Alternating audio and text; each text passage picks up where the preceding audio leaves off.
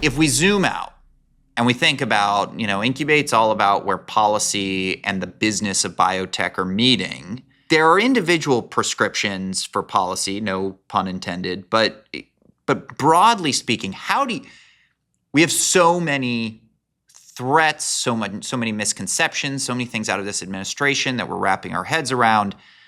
If you boiled it all down to what should our policy agenda be to a couple words, have you thought about, is there a unifying thing of FDA, SBIR, NIH, tariffs, MFN? What makes you make sense of all of it?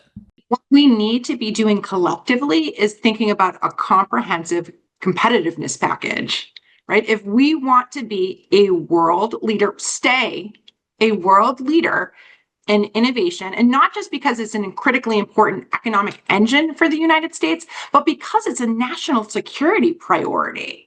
We should be doubling down and having concentrated investment and stability, right? We should be investing more through NIH. We should be clearly reauthorizing SBIR and doubling down on that. Initiatives like ARPA-H lead to successful outcomes for large patient populations, potentially. That's a good thing for the United States. We should be continuing to invest in that. Things like we want to onshore more. That's incredible. We want to do that, but we've got to have vehicles to do that. We should be prioritizing incentives around domestic biomanufacturing. We should be continuing to incentivize research and development that's happening here. I mean, all of these pieces, we should be fixing the pill penalty. We should be modernizing FDA, instead of sort of hitting each stage of the life cycle and pieces and sort of systematically dismantling it. We should be continuing to concentrate investment so we can continue to stay the world leader in research and development. I love that, and I will fairly attribute it to you when I absolutely steal it on Capitol Hill, a comprehensive competitiveness package. And I think that moment is palatable for the politics of today. We're not asking for handouts. We're not asking for things. We're not asking to nationalize an industry, which is a topic for another episode. But we're just saying we need to stay competitive. And so if we go down the path of MFN and messiness at the FDA, can I take the logical step that we would be less competitive in your view? You can see what's happened just in the last 7 or 8 months, right? And think about the traction that China has had in this short period of time. And we know other competing global clusters have taken advantage of these vulnerable moments for us, whether they're recruiting our postdocs or our scientists, or just accelerating some of that innovation in times where we've had uncertainty and not making those investments at the clip which we've been doing them over the last few years.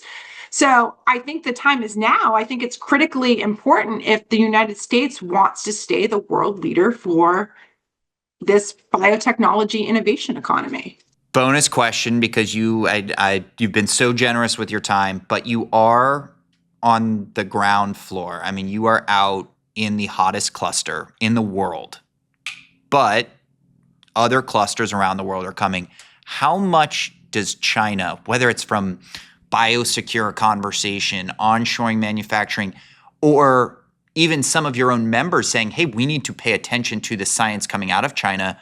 I know that MassBio contributed to the Senate National Security Working Group, Section 232, I know you all responded to.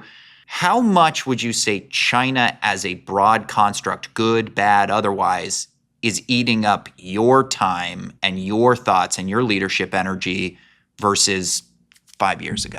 Oh, it's night and day versus 5 years ago. I mean, it was sort of, China was hardly in the conversation 5 years ago. I am hard pressed to have a conversation where we're talking about investment and politics and competitiveness where China isn't in the conversation, if that is an answer to that question. And I think the other thing that is starting to be clear, and obviously this is something that the report underscores, is the fragility of our innovation economy, not just here in Massachusetts, but nationally. Like, we have to realize that we could lose it right? I think there's been this assumption that we're the world leader and we have the best medicines and we have the smartest people and we do it the best. And that is true, but you can see that when we can create all of these additional hurdles and barriers in a really difficult, challenging industry, that we're feeling it. And if we continue to do that, we're going to lose it. Yeah, I think that's such a good capture of what was surprising to me about the snapshot is this isn't going to be a steady drip, drip, drip. We get weaker and weaker, and in 30 years we look around and say, oh, what happened to our really strong bioeconomy? I mean, this is a caution light. Like 2 years, 5 years.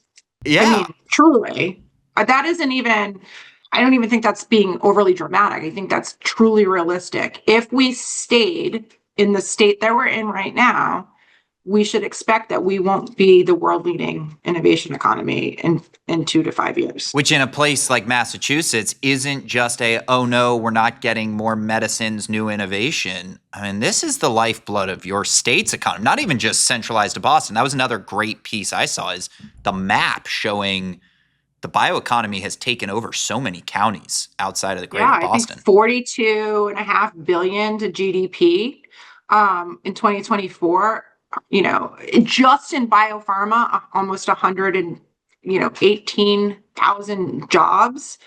I mean, it's critically important to our economy, but more importantly to the United States, our contribution, and to patients all around the world. And I don't mean that, to say that in a dire. I am optimistic, and I think we're completely well positioned for when things rebound because we still are seeing that venture investment flow, and we still are seeing, our drug development pipeline representation increase. So all of the sort of the stats of what you would see as a healthy ecosystem are still there, but we can't take many more years of this. I love ending on a positive note, and you have found a way to take some pretty depressing numbers and valid numbers. I mean, credit to you and your team for the methodology that went into the snapshot. It should be a clarion call to the entire industry and to policymakers. We're on the right track, but following Kendalle and MassBio's competitiveness, I've got to get it right, comprehensive competitiveness package, we can get back on the right ship and continue to be the leader globally. So I'm so grateful that you came on. I know how busy you've been with the release of this, and you have a big event this week. And so we are so grateful, Kendalle, that you joined us today. Thank you so much for having me. And thank you for creating a vehicle to have these conversations, because I think they're really, really important. And sometimes they're hard and they're not the conversations we'd like to be having, right? We'd like to be saying things are doing great and we're helping, creating so many new innovations and helping patients. And we are doing all of that. But I think it's really important that we have realistic conversations too. And I think that's the approach we try to take with the report, right?